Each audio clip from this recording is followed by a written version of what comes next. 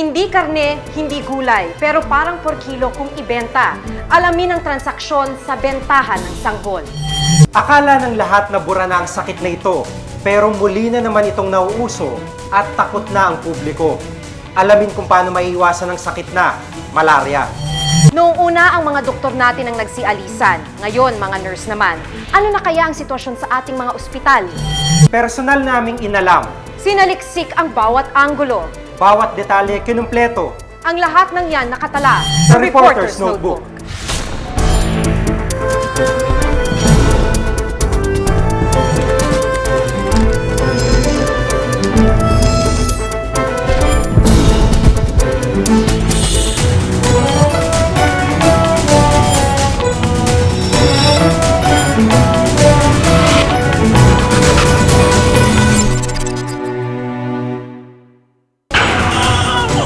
Sanggol, ibinabargain sa pagpapatuloy ng Reporter's Notebook.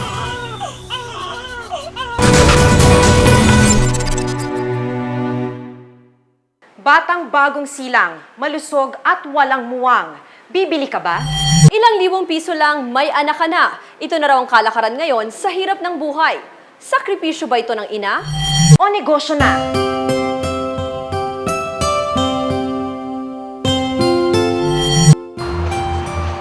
Hirap ng kumilos si Dina, hindi niya tunay na pangalan, nang madatnan namin siya sa bahay ng kanyang tiyo. Kabuanan na kasi niya. Pangatlong anak na niya ang kanyang dinadala. Tulad ng ibang ina, pinaghalong pangamba at pananabik ang kanyang nadarama, ngunit sa ibang dahilan. Balak niyang ipaampon ang kanyang sanggol kapalit ng pera para sa pabahay. Sakit. Kasi kailangan talaga. Mahirap. Ko alam kung paano sasabihin ko sa kanya, paglaki niya, nagkita kami. Walang trabaho at iniwan ng dalawang asawa, kahirapan ang tinuturo niyang dahilan sa balak gawin. Anong gusto mong kapalit sana? Ako, magkaroon lang ako ng sariling bahay. Kasi wala talaga kaming bahay mag-ina kahit saan kami nakikitulog. Ang hirap palayasin. Matapos ang panayam namin, nanganak din siya nung gabing yon. Makalipas ang 2 araw, binalikan namin si Dina at ang kanyang sanggol. Malusog ang bata. Tumanggi nang muling humarap sa camera si Dina, pero desidido pa rin daw siyang ibenta ang kanyang anak. Kung tutuusin, swerte pa si Dina. Si Cassie, iniwan ng asawa at wala nang ang trabaho. Wala pang kamag-anak na matakbuhan. Balak niyang ibenta ang pang-4 na anak na dinadala niya. Ilang buwan na siyang hindi makabayad ng renta. Hinihingi niya sa kapitbahay ang pagkain ng kanyang 3 anak. Dahil dito, balak niyang ibenta ng 5,000 ang anak niya. Ibabayad ko lang dun sa dun sa kasera ko. Mabait naman sila, kaya lang, syempre hindi mo rin naman kailangan din nila ng pera. Naniniwala siyang tama ang kanyang ginagawa. Kung meron lang akong pagkakakitaan, hindi ko na paampun to. Wala talaga eh. May mga kamag-anak ko, wala rin.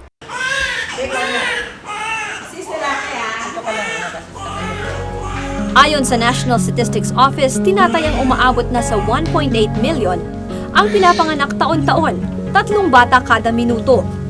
Sa pagtaya ng DSWD, nasa 500 hanggang 700 sa mga ito ang pinaaampon, habang umaabot naman sa 100 ang iligal na pinamimigay.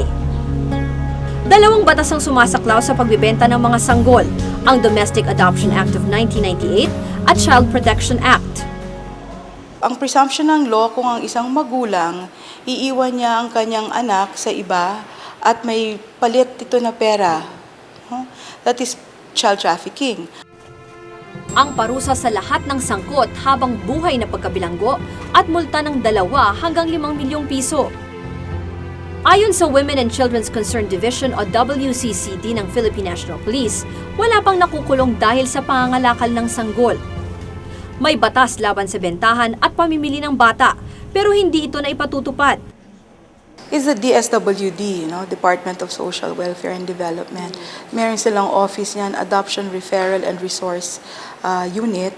Ang kailangan ay makarating sa atensyon ng DSWD na mayroong ganitong kaso sa isang lugar, sa isang barangay, para kami ay umaksyon. Sa Pasig, nakilala namin si Aling Baby. Manikurista siya, pero 2 beses na siyang naging bahagi ng pagbebenta ng bata. Ginala ko yung bata, para inilako ko, ginala ko, pinag-alok-alok ko. Pinapunta ko yung magulang. Nagpirma siya, nag-ano siya ng kasulatan na binigay siya ng 1,000, sabi niya. Hindi naman daw siya tumatanggap ng kapalit para sa ginagawa niya. Wala rin siyang nakikitang masama dito dahil kung tutuusin daw, malaking tulong pa nga ito sa mga ina. Talagang halos hindi maano yung bata, talagang halos hindi niya maalagaan. Eh sabi ko, sige, bibigay natin, walang problema. Eh, nagpasalamat siya sa akin. Ma'am, so yung mga common... Ayon kay Dr. Imelda Villar, karamihan sa mga nagbebenta ng mga sanggol ay hindi natatakot sa batas dahil sa desperasyon dulot ng matinding kahirapan. Merong mga tao madaling mag-guilty, tapos pag may narinig sila, madali silang maapektuhan, no? Ganon. Pero may mga ibang tao naman na dahil pinagmamatigasan na nila, very strong yung denial nila. Sa Bulacan, nakilala namin si Aling Lina.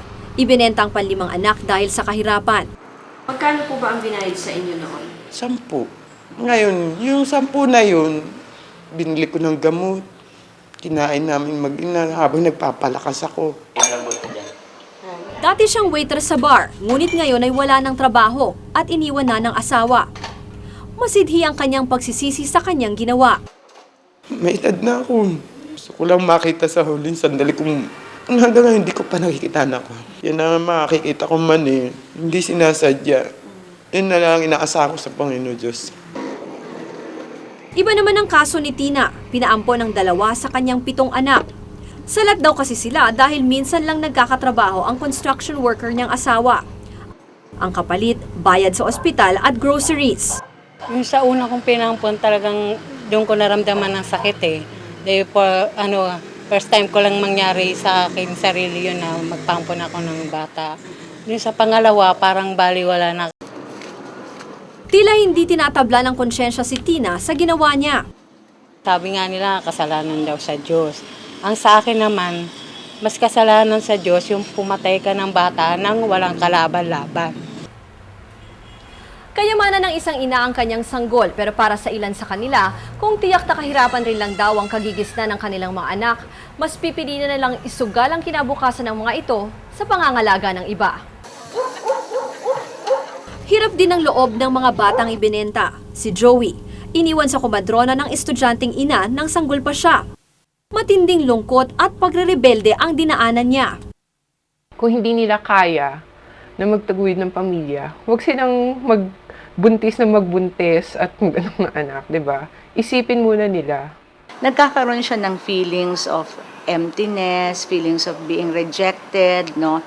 Dahil nga meron siyang feelings na walang nagmamahal sa kanya, unwanted siya.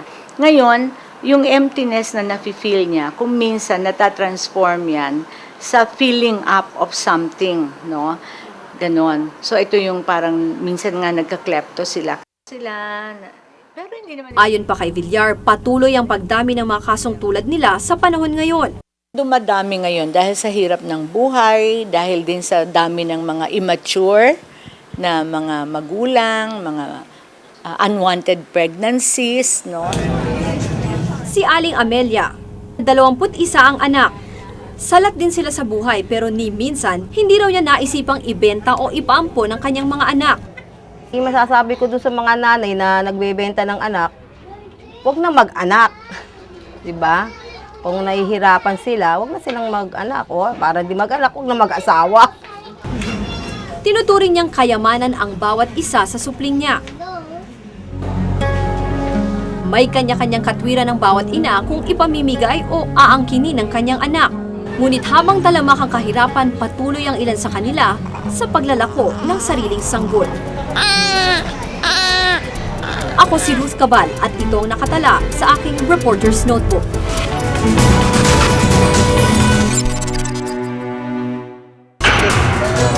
Sa isinagawang pagsusuri, lumabas na 15 sa 60 residente positibo sa malaria.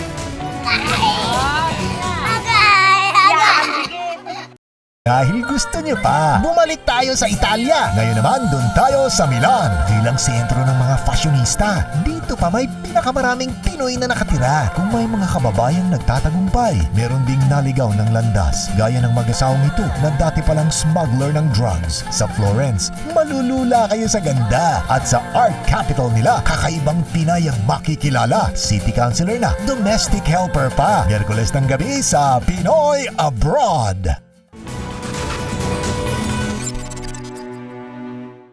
Maliit na insekto at ang kagat parang tusok lang ng karayom, pero malaki ang trahedyang dala. Nagahari na naman ang mga lamok. Ano nga ba ang depensa natin laban sa Anopheles mosquito at sa malaryang taglay nito?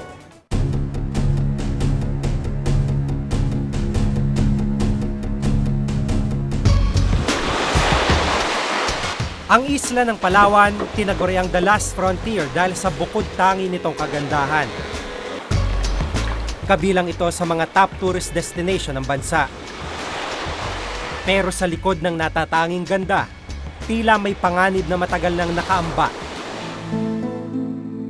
Kamakailan nasawi ang ilang mga mamamahayag sa isla habang nasa mga bulubunduking bahagi sila ng Palawan. Ang itinuturong salarin, isang sakit na talamak di umano sa lugar, ang malarya. Ang sakit na nagmumula sa parasito na kung tawagin ay Plasmodium. Pinuntahan namin ang bayan ng Bataraza, 5 oras ang layo mula sa Puerto Princesa, Palawan. Napapaligiran ng mga puno at mga ilog na mabagal ang daloy ng tubig ang lugar. Ito ang dahilan kung bakit daw paboritong pamugaran ng mga lamok ang mga liblib na lugar na gaya nito. Malaria sa inyo, isa lang? Sige, wag kayo maya. So, marami-rami, di ba? Isang medical mission ang inorganisa ng Kilusang Ligtas Malaria o KLM, DOH at RHU nang malamang pupunta kami sa Bataraza. Sana si Kapuso. 30. Kapuso. Isa-isang kinuna ng dugo ang mga tao para masuri kung positibo sila sa malaria. Bukod dito, namigay din sila ng flyers at mga gamot na pangontra sa malaria. Sa unang araw, 1.5 kalahati. May mga kulamburing nakalaan para sa mga tao.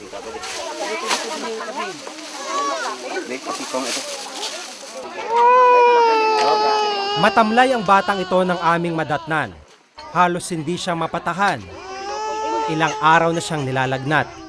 Sa pagsusuri, lumabas na positibo ang bata sa malaria. Plasmodium falciparum ang nakakagat sa bata. Ang uri ng lamok na may dalang cerebral malaria. Mapanganib ang uri ng malaryang ito. Utak kasi ang pinupuntirya. Ang mag-inang ito positibo rin sa malaria. Naninilaw na ang nanay ng bata pagdating sa lugar. Ayon sa kanya, bagamat may mga ilang gamit daw na naibibigay sa kanila, paminsan-minsan lang naman daw kung dalawin sila ng RHU. Sa isinagawang pagsusuri, lumabas na 15 sa 60 residente positibo sa malaria. Nangunguna ang Bataraza sa insidente ng malaria sa buong Palawan. Katunayan, mula Enero hanggang Mayo nitong taon, halos 500 kaso ng malaria ang naitatala. Last year, pang 5th namin siya na leading cause of mortality. So since siya, isa sa mga dahilan kung bakit namamatay ang karamihan sa pasyente namin, talagang masasabi natin na medyo seryoso siya. Tila sing dami ng bilang na ito ang pinagmumula ng problema sa malaria. Sa Rural Health Office sa lugar, ipinakita sa amin ang mga ilang gamot para sa malaria. Ito yung anti-malaria na gamot. Pero ayon sa RHU officer, hindi sapat ang kanilang supply ng mga gamot dito. Sa ngayon, meron kaming kakulangan sa gamot. Yung sabihin natin na quinine na ampule, parenteral ampule, wala kami yan. Hindi yan available ngayon eh. Mangilan-ngilan din ang kulambo sa center na ginagamit bilang proteksyon laban sa mga lamok. Kaya kakaunti lang daw sa mga residente ang nakakatanggap nito. Hindi rin lahat ng mga indigents na bigyan Kasi siyempre limited lang din yung funds. Kung sa ilang bansa wala na ang sakit na ito, dito sa atin tila laganap pa rin. Katunayan, ang ilan sa lugar sa 65 probinsya sa atin may malaria ayon sa Department of Health o DOH. Sinasabing karaniwan ang sakit na ito sa mga third world country gaya ng Pilipinas. Sa mga third world countries or mahihirap na mga bayan or mga lugar, diyan mo makikita ang kakulangan ng quality health services. Sapagkat kung maganda ang health services, kung meron kang quality health services, ang mga pasyenteng may malaria ay magagamot ng maaga, madadiagnose ng maaga at magagamot ng maaga. Nangunguna ang Palawan sa mga lugar na may malaria sa Pilipinas. Mahigit 20,000 kaso ang naitalang may malaria sa Palawan noong nakaraang taon. Ang Kilusan Ligtas Malaria, isang programa ng probinsya ng Palawan para mapuksa ang malaria. Sa kanilang opisina, tambak ang mga gamot at ibang gamit panglaban sa malaria. Halos lahat raw ng lugar sa Palawan, nakapamudmod na sila ng mga ito, kaya ang mga natira, stock na nila. Ayon sa KLM, bagamat may kaunting tulong silang natatanggap, hindi sapat ang suportang nakukuha nila mula sa gobyerno. Karamihan daw ng kanilang mga supply, ambon mula sa pribadong sektor.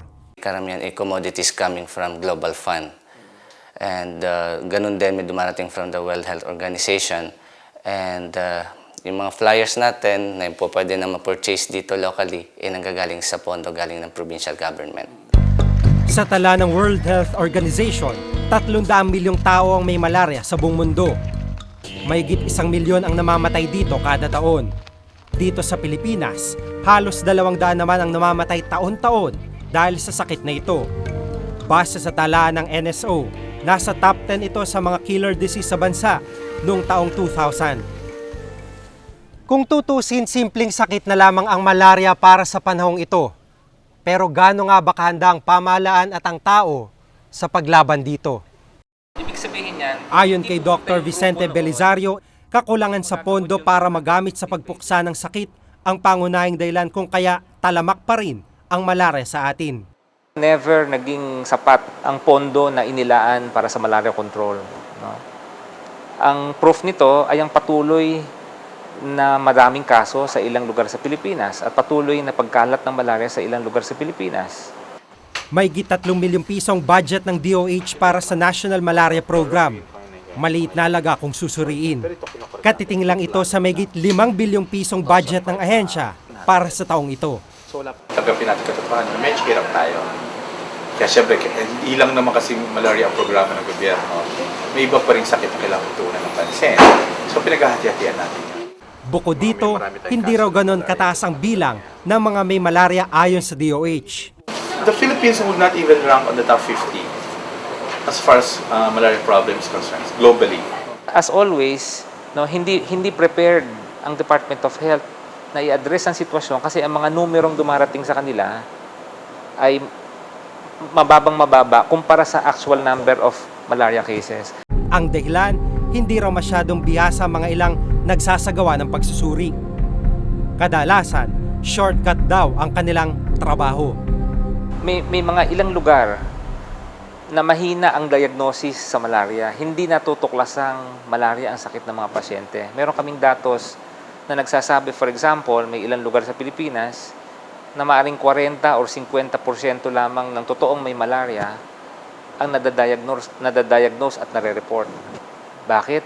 Kakulangan sa abilidad na mahuli siya doon sa blood smear. So I guess on that aspect, yun ang medyo naayos na natin ang konti sa bawat probinsya. Intensive training dito medyo matagal. For the medtechs, mga medtechs na to, they still have to undergo like 2 weeks training na araw-araw ilang slides ang binabasa nila para mahasa sila sa pagbabasa ng slides. Sa kabila ng mga problema sa pagsugpo sa malaria, ang sakit na ito maaari namang maiwasan, lalo na sa mga lugar kung saan may malaria. Paggamit ng kulambo at kumot sa pagtulog, pagsusuot ng mga damit na may mahabang manggas at pantalon, pagpapausok sa paligid ng bahay, at pagpapahid ng mosquito repellents. Kapag nakagat naman, agad magpasuri sa health center. Walang dapat mamatay dahil sa malaria. Parang ano yan, parang mortal sin. Nakakalungkot isipin na sa tagal ng sakit na malaria, banta pa rin ito sa ilang lugar sa atin. Isang sakit na sinluma ng panahon, subalit hindi pa rin tuluyang nawawala. Hanggang kailan kaya magtitiis sa mga tao sa sakit na maaari naman sanang pigilan at iwasan? Ako si Jig Manikad at itong nakatala sa aking Reporter's Notebook.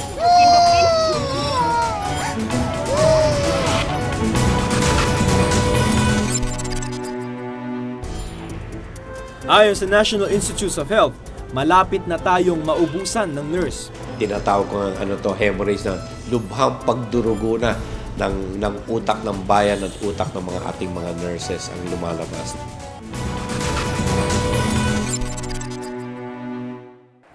The doctor is out na nga. Pati mga nurse natin nag-out of the country na rin. Tila naghihingalo na nga ang nangangalaga sa ating kalusugan. 80,000 nurses na ng ibang bayan at marami din sa kanila ang nakapila na para sa kanilang mga passport. Ang mga ospital na kanilang iniwan, ano ang magiging kapalaran?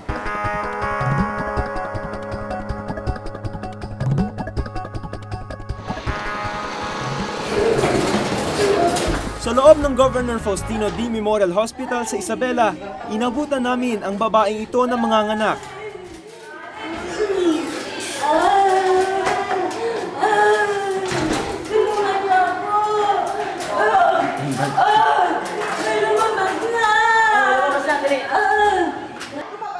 Pero bago pa man siya madala sa delivery room, lumabas na ang sanggol sa stretcher.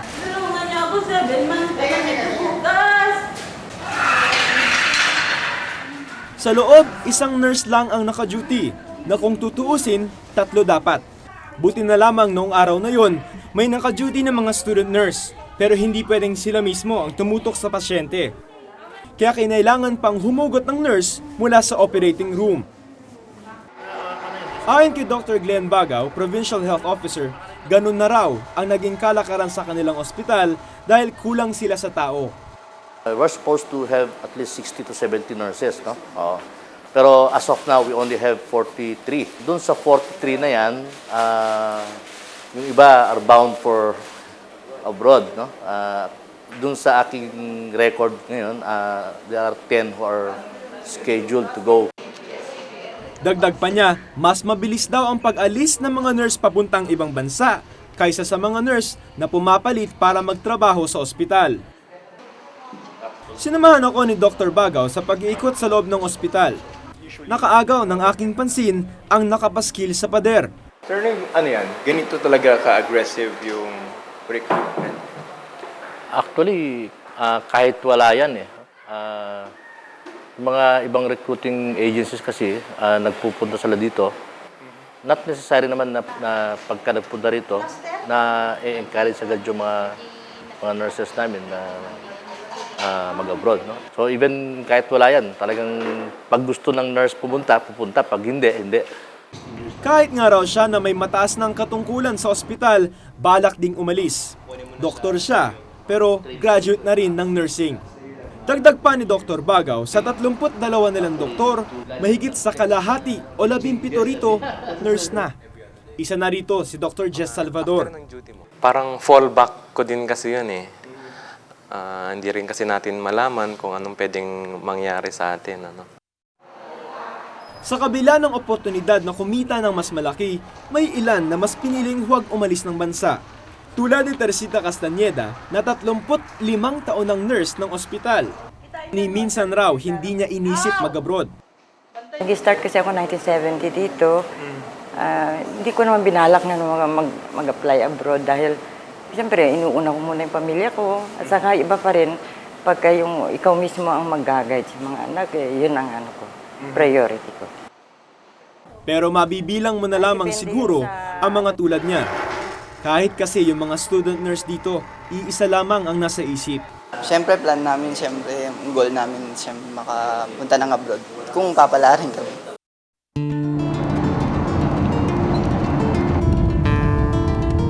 Tinahak namin ang isa pang ospital sa Ilagan, Isabela na masaklap ang naging kapalaran.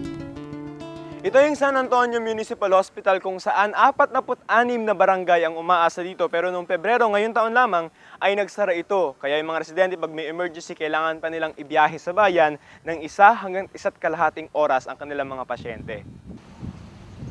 Bukod sa kakulangan sa pondo, kulang din sa mga tauhan kaya nagsara ang ospital.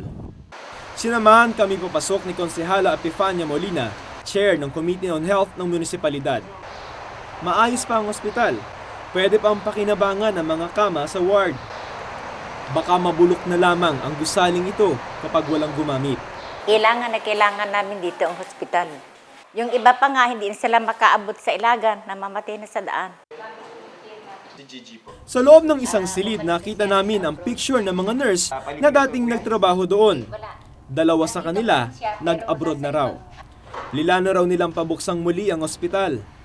Kumuha kami ng mga staff sa RHU1 and RHU2. Mga nurses? O, mga nurses. Pero kaya lang, hindi daw sila pwede magbigay yung 2 doktor kasi kukulangan sila. Sa tala ng National Institute of Health Philippines, 100,000 nurses na ang umalis sa Pilipinas simula pa noong 1994. Karaniwang napupunta sila sa Amerika, United Kingdom, Saudi Arabia, Ireland at Singapore. Kabilang sa madadagdag sa talaan ng mga umaalis, si Flor Ibay, nurse trainer. 23 taon na siyang nurse sa Philippine General Hospital o PGH. Sa 6 na nurse trainer sa PGH, 4 silang mag-a-abroad. Yung opportunity nandyan na, so I have to grab the opportunity na bigyan ko ng maganda kinabukasan yung mga anak ko because I want to give them the best education, the best, a good future. Kabado kasi siya na kapag di siya umalis, baka hindi niya maitawid ang edukasyon ng kanyang 4 na anak. Kulang let's admit it, kulang, hindi maibibigay. Aminado ang Department of Health na may krisis sa ating healthcare system. Dahil nagkukulang na ng mga health workers sa hospitals natin, hindi na i-deliver yung mga services na kinakailangan.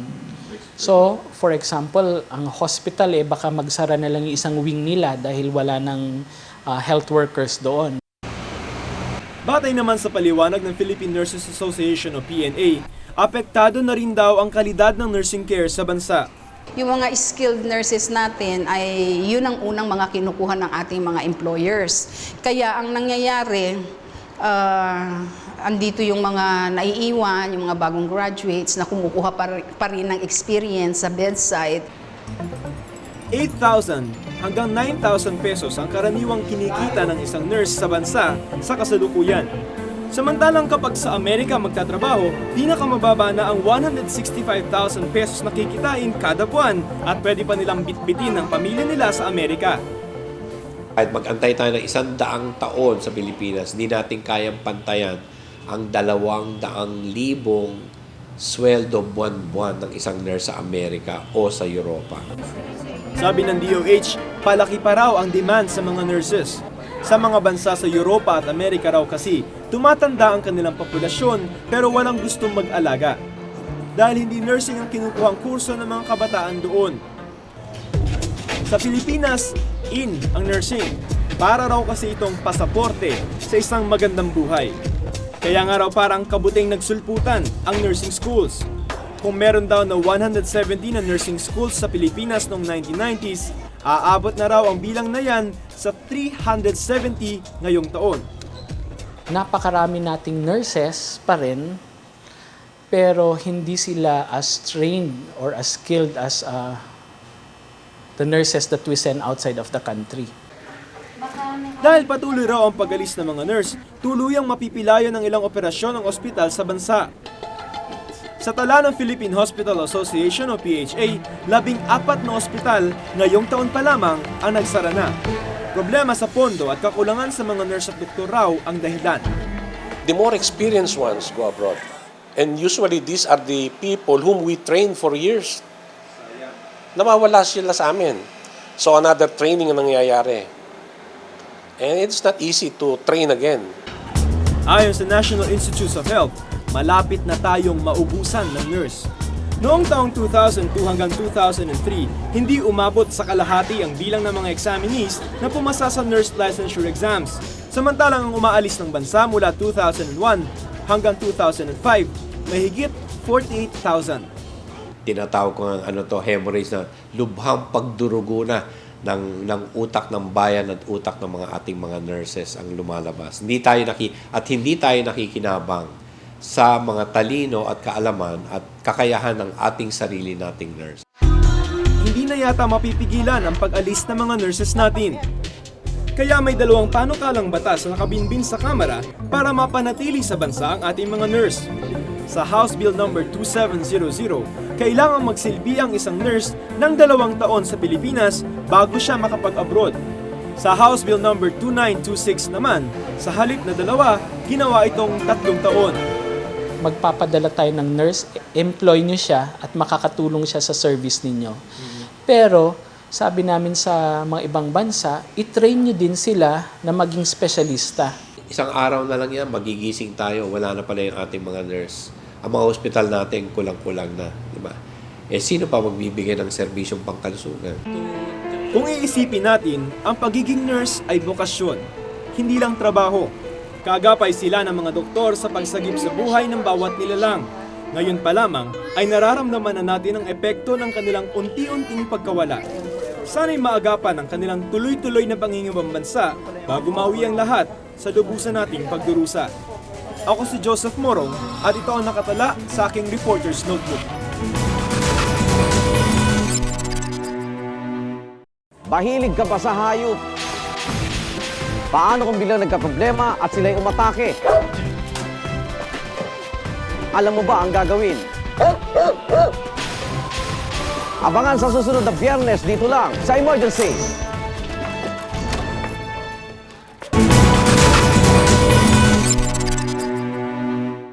Kung may nais kayong pasiyasat na isyo balita, maaari kayong tumawag sa aming numerong 928-4239. Maaari rin kayong mag-email sa amin sa reportersnotebook@gminetwork.com. Para sa malalimang pagtingin sa issue at balita, samahan niyo kaming muli sa susunod na Martes. Ako si Maki Pulido.